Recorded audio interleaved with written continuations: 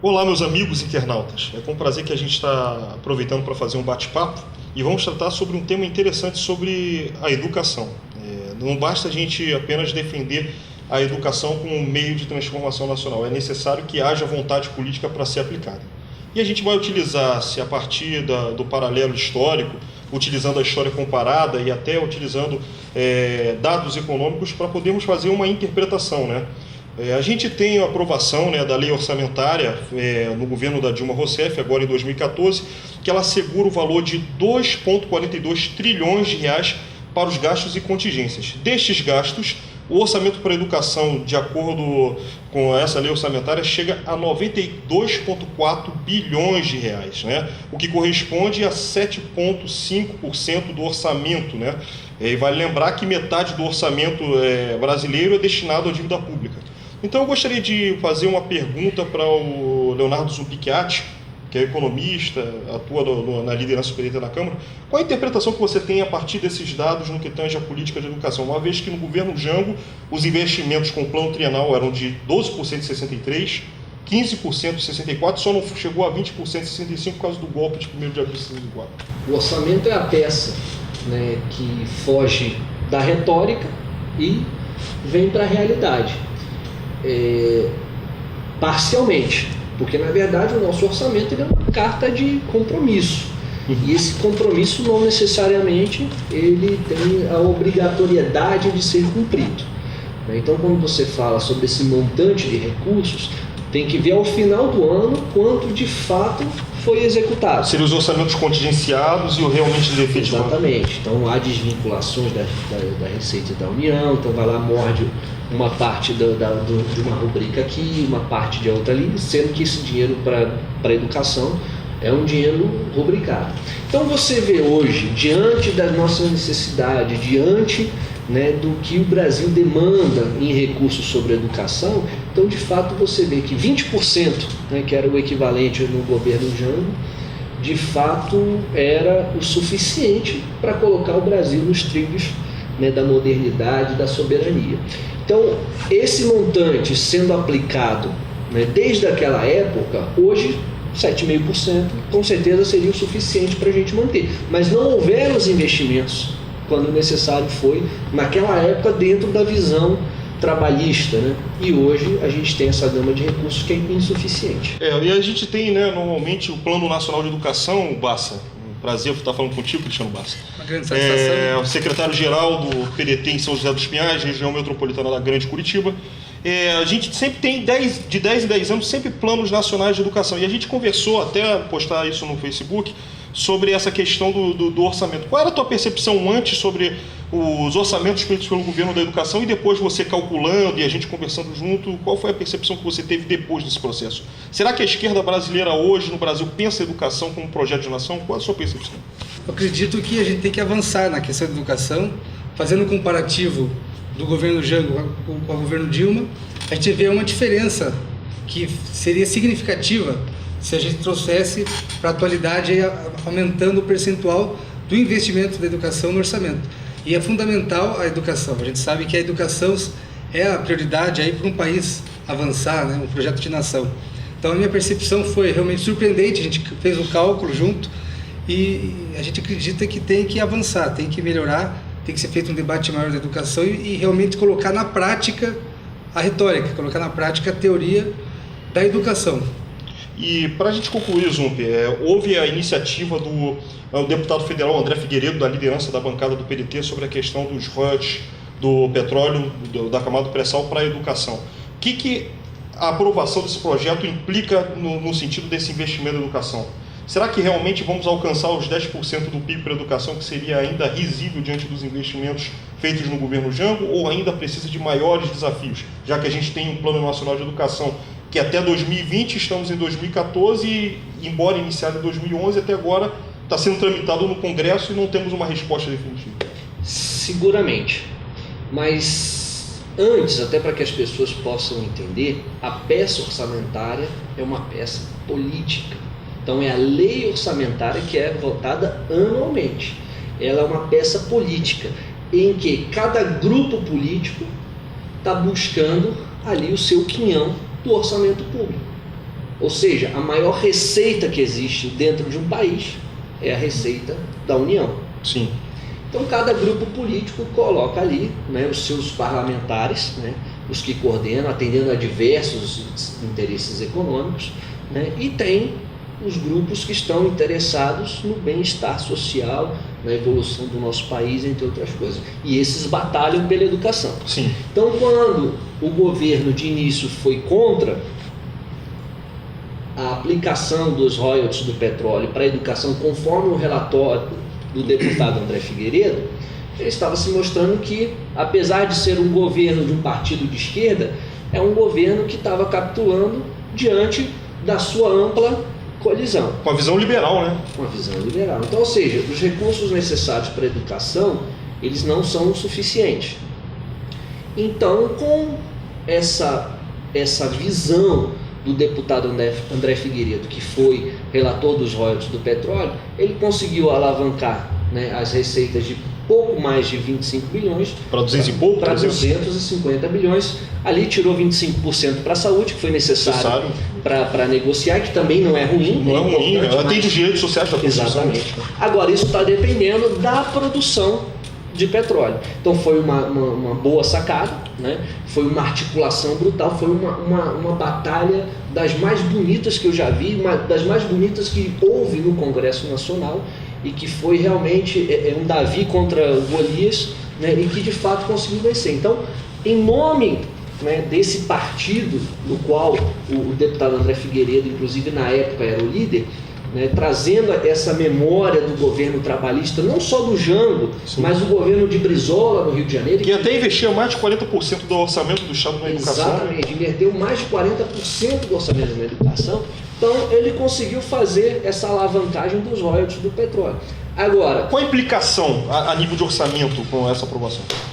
O que acontece é que você de fato vai ter os recursos garantidos para aplicar 10% do PIB na educação, como foi a batalha na comissão especial do nosso companheiro deputado Paulo Rubem, que também foi outra batalha titânica e conseguiu ser aprovada. Agora ela foi para o Senado e está correndo o risco de ser alterada. Né? Então o impacto consegue-se o orçamento necessário.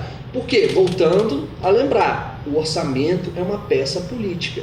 Então, conforme você amplia os direitos sociais, você vai estar tirando de outras áreas. O gasto com a dívida pública, que nunca foi auditada. Eu acho que muitas vezes as pessoas não têm informação, né? Pode dar uma palhinha. Não tem. As pessoas, infelizmente, o nosso povo, né, pela falta da educação apropriada, nós somos ignorantes em diversas áreas. E o orçamento público é uma delas. O orçamento é exatamente aonde a retórica termina e começa a ação. Então não adianta um político, um governador, um prefeito prometer algo durante uma campanha eleitoral se depois ele não colocar na peça orçamentária, que é referente ao plano plurianual, né? E isso está tudo dentro de um planejamento, né, da execução do Poder Executivo, que é aprovado pelo Poder Legislativo.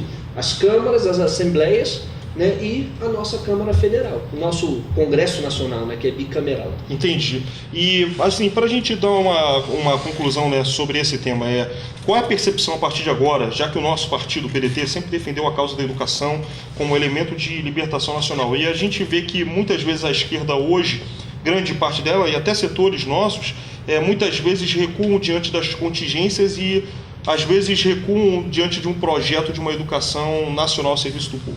Qual a sua percepção a partir da sua realidade, do que você vê de Curitiba, que deve ser feito para ser investido numa educação desde a base até o ensino superior, até o ensino de pós-graduação?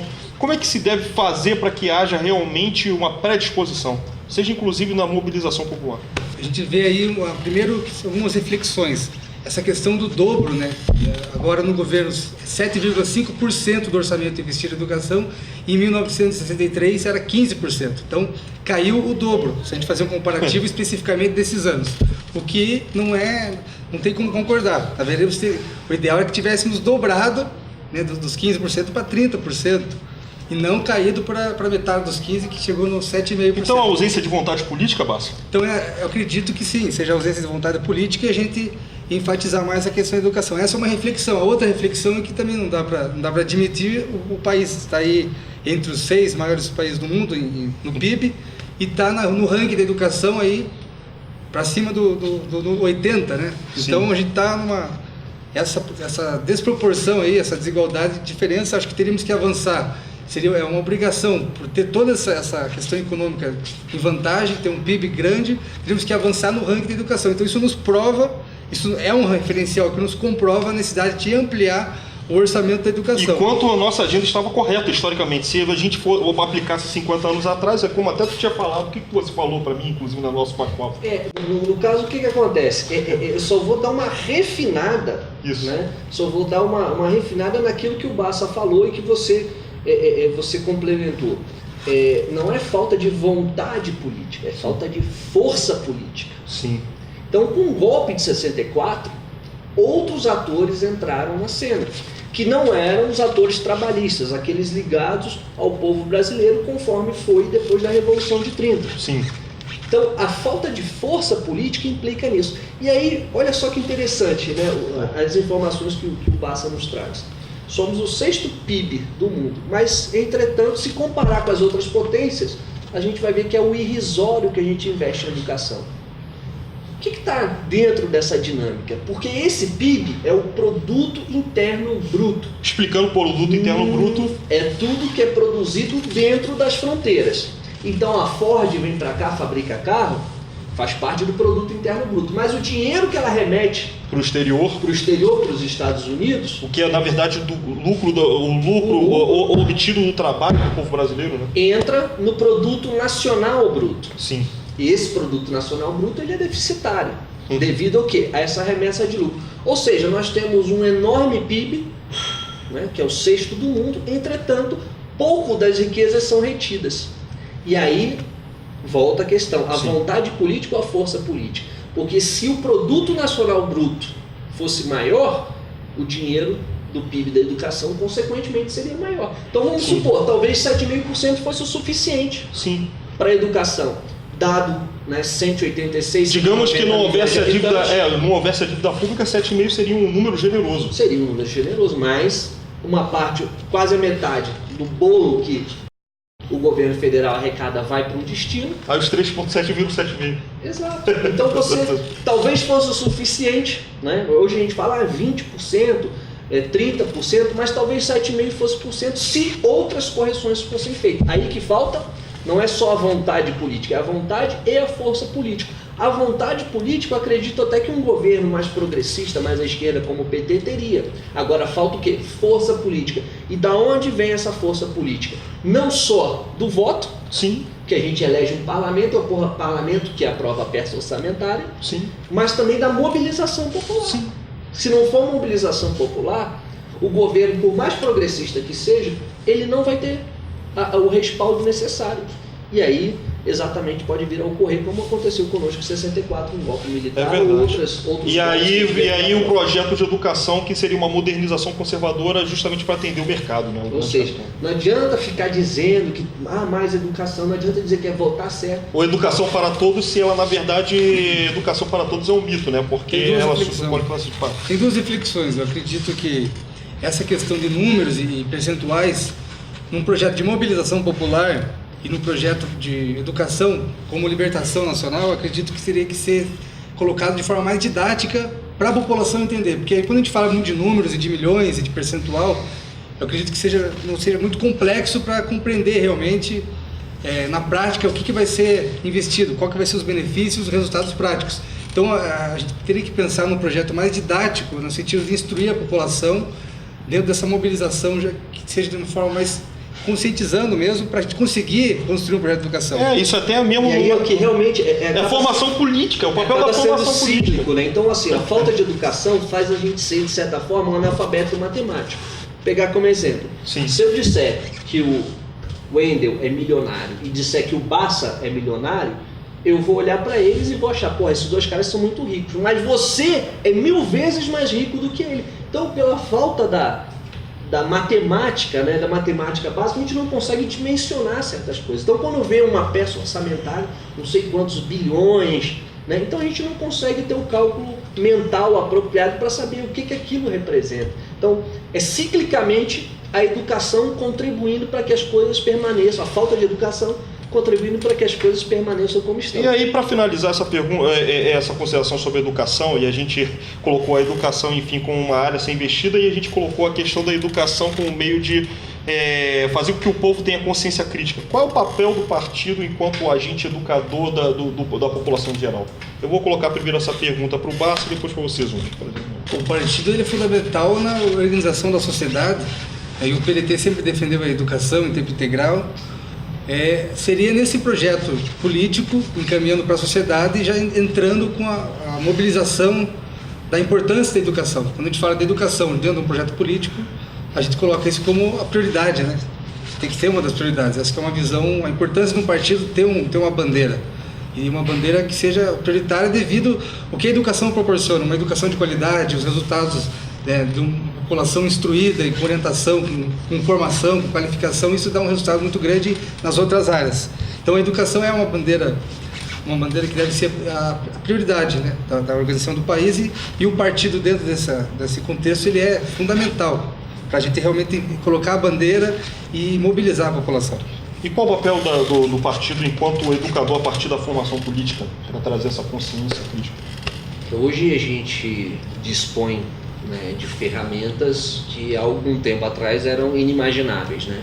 Então, quando o Brizola comprava um pequeno espaço nos jornais de domingo, né, e publicava os seus tijolaços, eu fico imaginando o impacto que seria hoje ele fazendo um videolog como esse. Exatamente. O Brizola falava do papel da internet em março de 97. Precisamos nos preparar para essa coisa nova que não tem dono e que ninguém pode nos censurar. Aí poderemos furar o cerco. Que a mídia... Exato. Então, dar essa dimensão. Então, a gente tem que ter essa consciência que hoje existem, né, novas mídias, nos preparar para elas, como a gente fez com a Universidade Aberta Leonel Brizola. E cada um militante do PDT, cada um filiado ao PDT, tem que virar 10. Não é difícil, né? Você, na própria família, no seu próprio meio de convívio, você pode, né, se informar, né, e ser um formador de opinião intelectual. E ser um formador de opinião, porque somos 1.100.000 filiados. Sim. Né? Nós chegaremos aí, né, com essa proporção, se cada um conseguir em média 10 pessoas, né, a gente chega a quase 11 milhões de pessoas. 5%, né? 5% da população. 5%.